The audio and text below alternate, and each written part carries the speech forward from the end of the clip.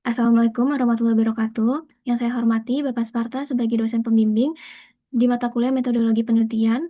Perkenalkan saya Aprilia Sasarita dengan NIM 2023-1211023 kelas AK62R. Di sini saya akan mempresentasikan hasil penelitian saya yang berjudul Determinasi Opini Audit Going Concern melalui profitabilitas yaitu return on asset, pertumbuhan perusahaan dan kondisi keuangan pada perusahaan transportasi dan logistik periode tahun 2022 sampai 2024. Boleh di next.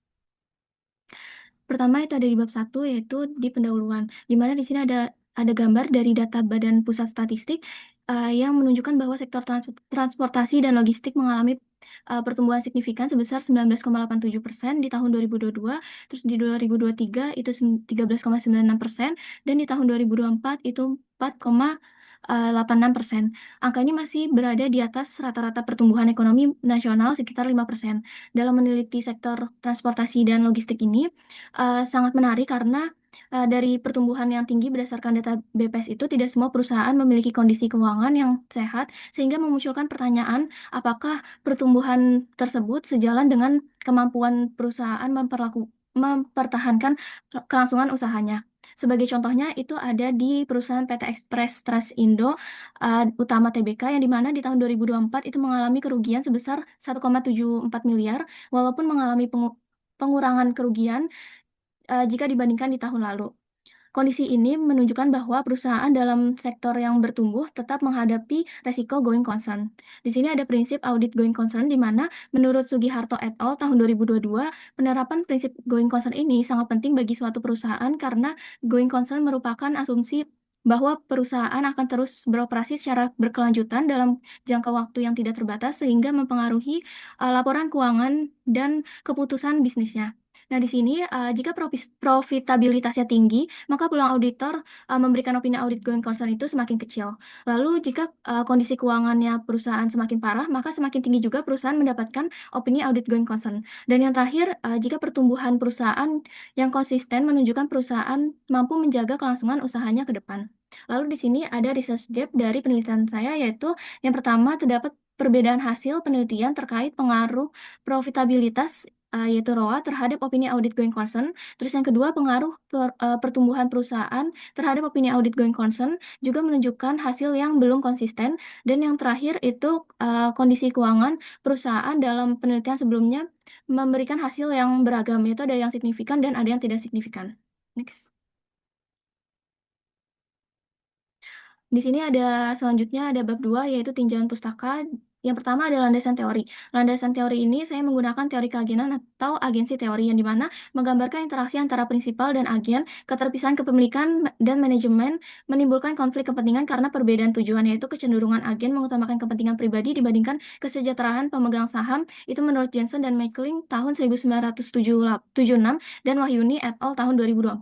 Lalu di sini ada pengertian opini audit going concern sendiri, yaitu menurut SA 570, auditor memiliki tanggung jawab untuk mengevaluasi apakah ada ketidakpastian material yang dapat menyebabkan keraguan signifikan mengenai kemampuan perusahaan untuk terus-menerus beroperasi. Lalu ada profitabilitas, di mana menurut Weigand dan Kimmel tahun 2014, rasio profitabilitas menilai seberapa banyak pendapatan atau efektivitas operasional sebuah perusahaan dalam jangka waktu tertentu.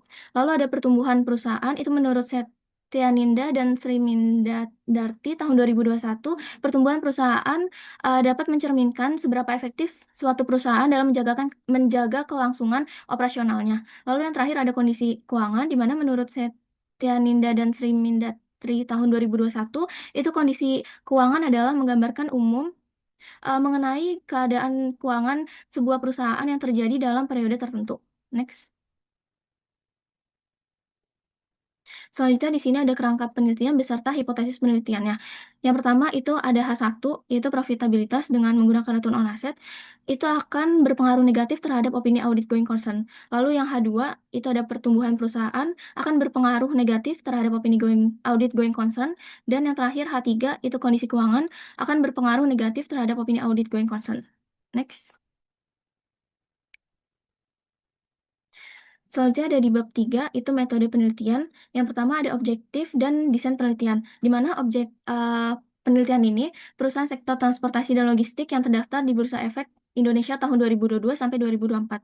Untuk desain penelitian tersendiri itu ada jenis penelitiannya, yaitu kuantitatif, lalu ada variabel dependennya itu ada opini, audit going concern sebagai Y, dan independennya itu ada profitabilitas itu menggunakan return on asset itu sebagai X1, lalu X2-nya pertumbuhan perusahaan, dan X3-nya kondisi keuangan. Lalu selanjutnya ada jenis dan sumber data, di mana jenis datanya itu berupa data sekunder yang akan diambil di Bursa Efek Indonesia. Untuk sumber datanya itu laporan keuangan tahunan dan laporan independen atau annual report. Di sini ada kriteria sampel di mana dalam jumlah sampel yang sudah dianalisis sesuai dengan kriteria yang ada itu mendapatkan 34 perusahaan yang masuk ke dalam kriteria. Next. Lalu di sini ada operasional variabel. Yang pertama itu variabel dependennya itu ada opini audit going concern, di mana kita menggunakan variabel dummy yang artinya kalau misalnya perusahaan mendapatkan opini audit going concern itu akan mendapatkan nilai 1, tapi kalau misalnya perusahaan itu tidak mendapatkan opini audit going concern itu akan mendapatkan nilai 0. Yang kedua itu ada variabel independennya itu profitabilitas, di mana rumus return on asset-nya itu net income dibagi sama total aset. Itu menurut Weigen dan Kimal tahun 2014.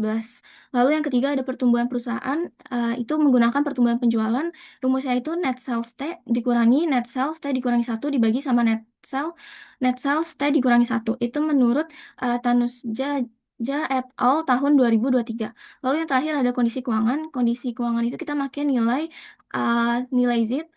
Z di mana 6,5 X1 ditambah sama 3,26 X2 ditambah 6,72 X3 ditambah sama 1,05 X4.